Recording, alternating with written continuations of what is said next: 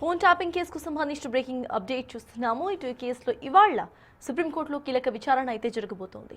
SIB మాజీ chief ఈ కేసులో ప్రధాన నిందితుడిగా ఉన్న ప్రభాకర్ రావు బెయిల్ పిటిషన్పై ధర్మాసన విచారణ చేపట్టబోతోంది. గతంలో 14 రోజులుగా సిట్ అధికారులు ప్రభాకర్ రావును కస్టడీలోకి తీసుకుని సుదీర్ఘంగా విచారించారు. అయితే ఆయన విచారణకు ఏమాత్రం సహకరించడం లేదని, కీలక అంశాలను దాటవేస్తున్నారని సిట్ అధికారులు భావిస్తున్నారు. ఇప్పటి వరకు సుప్రీంకోర్టు ఇచ్చిన ఉత్తర్వుల కారణంగా పోలీసులు ఆయనను అరెస్టు చేయలేకపోయారు. కానీ నేడు సమర్పించబోయే నివేదికలో ప్రభాకర్ రావు సహకరించడం లేదని, నిజాలను వెలికి తీయాలంటే ఆయనను ఖచ్చితంగా అరెస్టు చేయాల్సిన పరిస్థితి ఉందని, అరెస్టు చేసి విచారించాల్సిన అవసరం ఉందని సిట్ కోర్టుకు వివరించే అవకాశం అయితే కనిపిస్తోంది.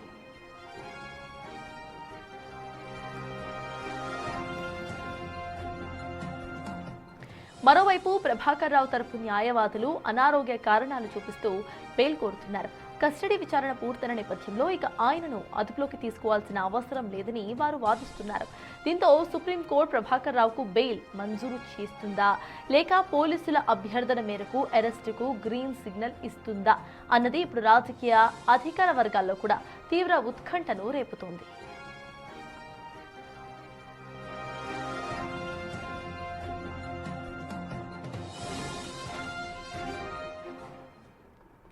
ఫోన్ ట్యాపింగ్ కేసుకు సంబంధించి ఇవాళ సుప్రీంకోర్టులో కీలక విచారణ అయితే జరగబోతోంది. విచారణకు సంబంధించిన పూర్తి అప్డేట్స్ మా ప్రతినిధి అనిల్ అందిస్తారు.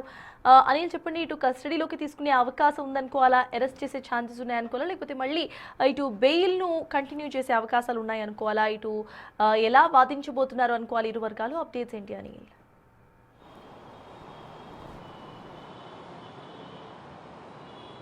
ఎస్ సర్తాజ్, నేడు సుప్రీంకోర్టులో ఫోన్ ట్యాపింగ్ కేసుకు సంబంధించి ప్రధాన నిందితుడిగా ఉన్నటువంటి మాజీ SIB chief Prabhakar Rao bail petition పైన అయితే విచారణ జరగనుందని చెప్పాలి. ఈ విచారణలో భాగంగా ఈరోజు విచారణ అయితే వాదనలు అయితే వినిపించనున్నారు ప్రభాకర్ రావు తరపున న్యాయవాదులు. అయితే దీనికి సంబంధించి ఇప్పటికే సిట్కు సంబంధించి సిట్ బృందం ఫోన్ ట్యాపింగ్ కేసులో ప్రధాన నిందితుడిగా ఉన్న ఈ ప్రభాకర్ రావును అయితే 14 రోజుల పాటు కస్టడియల్ విచారణ అయితే చేయడం జరిగింది. ఆ కస్టడీ విచారణలో భాగంగా సుదీర్ఘంగా విచారించినా కూడా పలు ప్రశ్నలకి సమాధానాలు చెప్పకపోవడం, కీలక అంశాలపైన అతను నోరు విప్పకపోవడంతో దానికి సంబంధించి ఈరోజు కస్టడీ విచారణ కూడా పూర్తి అయింది. కాబట్టి అంటే 14 రోజుల పాటు కస్టడీ విచారణ చేశారు. ఆ తర్వాత పూర్తిగా దానికి సంబంధించిన నివేదికని వాళ్ళు సిద్ధం చేశారు. కాబట్టి ముగిసిన అనంతరం ఈరోజు దానికి సంబంధించిన నివేదికను అయితే సుప్రీంకోర్టులో సమర్పించనున్నారు. అంటే ఇటు బెయిల్ పిటిషన్ పైన వాదనలు జరగనున్నాయి.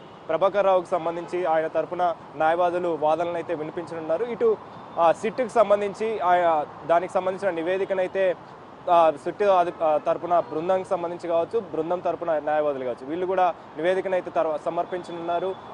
దానికి సంబంధించి సమాధానాలు అనేవి ఇవ్వకపోవడంతో ఈసారి మాకు అరెస్టుకి సంబంధించి తీర్పు ఇవ్వాలని చెప్పేసి కూడా వాదనలు అయితే వినిపించనున్నారని చెప్పాలి. అంటే ఇటు ఇప్పటికే సిట్కు సంబంధించి ప్రభాకర్ రావుని ఎలాంటి చర్యలు తీసుకోకుండా నాట్ టు అరెస్ట్ ఇచ్చి తీర్పునివ్వడం సుప్రీంకోర్టు, దానికి సంబంధించి విచారణ జరపాలని చెప్పేసి అంటే సుప్రీంకోర్టుకు సంబంధించిన తీర్పు ప్రకారం నాట్ టు అరెస్ట్ ఇవ్వడంతో అతన్ని కేవలం 14 రోజుల పాటు కస్టడియల్ విచారణలోకి తీసుకొని విచారణ మాత్రమే జరిపింది. కాబట్టి అతను సరైన సమాధానాలు ఇవ్వడం లేదు. కాబట్టి మాకు అదుపులోకి ఇస్తే, మేము అరెస్ట్ చేసే అవకాశం మాకు ఇస్తే మేము అతన్ని విచారించగలమని చెప్పేసి అందులో భాగంగానే ఈరోజు దాని తరపున కూడా ఇటు ప్రభుత్వం తరపున కూడా వాదనలు అయితే వినిపించనున్నారు. మాకు అరెస్ట్ చేసే అవకాశం ఇవ్వాలని చెప్పేసి కూడా వాదనలు అయితే వినిపించే అవకాశం అయితే మనకు కనిపిస్తుంది. కాబట్టి ఇప్పటికే ప్రభాకర్ రావు ఫోన్ ట్యాపింగ్ కేసులో కీలక పాత్ర పోషించాడు. ఫోన్ ట్యాపింగ్ చేపించేందుకు, అదేవిధంగా ఇతర వ్యక్తులతోటి ఫోన్ ట్యాపింగ్ చేపించేందుకు కూడా ఆయన కీలక పాత్ర పోషించాడని చెప్పేసి ముఖ్యంగా ప్రభుత్వం, ఇప్పుడు ప్రజెంట్ అధికారంలో ఉన్నటువంటి ప్రభుత్వానికి సంబంధించిన నాయకులందరినీ కూడా ఫోన్ ట్యాపింగ్ చేపించాడని చెప్పేసి ఆరోపణలు ఉన్నాయి. కాబట్టి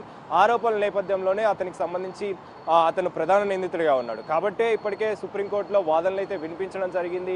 వినిపించిన అనంతరం దానికి సంబంధించి ఇటు ఒకవైపు ప్రభాకర్ రావుకు సంబంధించి బెయిల్ పిటిషన్ పైన వాదనలు విన్న అనంతరం సుప్రీంకోర్టు దానికి సంబంధించి ఈరోజు తీర్పునైతే మాట్లాడనుంది, తీర్పు అయితే ఇవ్వనుంది. అందులో భాగంగానే ఈ 14 రోజుల పాటు కూడా దానికి సంబంధించి కస్టోడియల్ విచారణ కూడా ఇవ్వడం జరిగింది. కాబట్టి ఈ 2 విచారణలు అయితే ఈరోజు వాదనలు అయితే ఈరోజు సుప్రీంకోర్టులో జరగనున్నాయి. వాదనలు విన్న తర్వాత మరి అతనికి సంబంధించి బెయిల్ పిటిషన్ విషయంలో బెయిల్ మంజూరు చేస్తారా, లేదా అరెస్టుకి సంబంధించి అనుమతిస్తారా, లేదా కస్టోడియల్ విచారణ అంటే కస్టడీ పొడిగిస్తారా అనే ఉత్కంఠ అయితే నెలకొనిందని చెప్పాలి. ముఖ్యంగా ఫోన్ ట్యాపింగ్ సంచలనం రేపిన విషయం తెలిసిందే. దేశవ్యాప్తంగా కూడా ప్రభాకర్ రావు అందరి ఫోన్ ట్యాపింగ్ చేపించాడని చెప్పేసి ఆరోపణలు ఉన్న విషయం తెలిసిందే. ఆరోపణలో భాగంగానే సుదీర్ఘ విచారణ కొనసాగింది.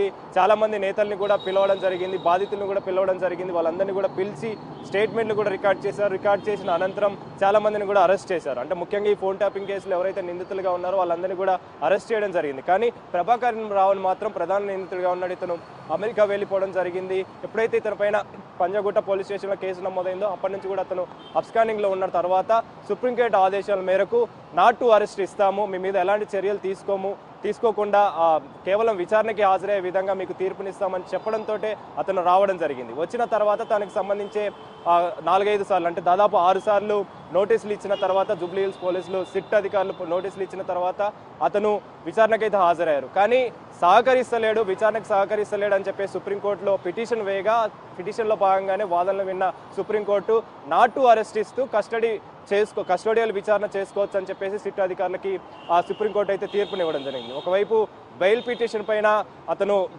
ప్రభాకర్ రావు పిటిషన్ వేయగా ఇటు అరెస్ట్ కోసం అని చెప్పేసి అతన్ని అదుపులోకి తీసుకోవాలని చెప్పేసి ప్రభుత్వ తరపున న్యాయవాదులు సిట్ తరపున న్యాయవాదులు అయితే ఆ పిటిషన్ వేయడం జరిగింది. కాబట్టి ఇది ఇంత పెద్ద మొత్తంలో సంచలనం సృష్టించినటువంటి ఈ ఫోన్ ట్యాపింగ్ కేసు వ్యవహారంలో ఈరోజు తీర్పు అయితే రానుందని చెప్పాలి. మరి ఈ రోజు తీర్పు ఏ విధంగా వస్తుంది?